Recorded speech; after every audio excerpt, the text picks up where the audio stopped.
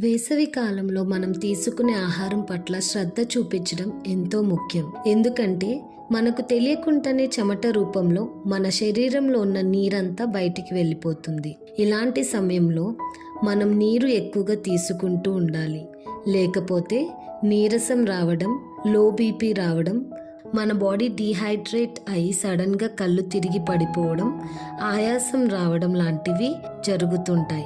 కాబట్టి నీరు శాతం ఎక్కువ ఉండే పదార్థాలు తీసుకోవాలి.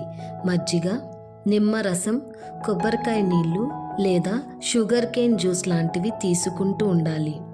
ఫ్రూట్స్లో అయితే పుచ్చకాయ, కీరా లాంటివి తీసుకుంటూ ఉండడం వల్ల మనం డీహైడ్రేట్ అవ్వకుండా ఉంటాం. ఆయిలీ కంటెంట్ ఫుడ్ అంటే బాగా డీప్ ఫ్రై చేసిన పదార్థాలన్నీ కూడా మనం తినడం తగ్గించాలి. ఆయిలీ కంటెంట్ ఫుడ్ ఎక్కువగా తినడం వల్ల కూడా మన బాడీ డీహైడ్రేట్ అయ్యే ఛాన్స్ ఉంటుంది.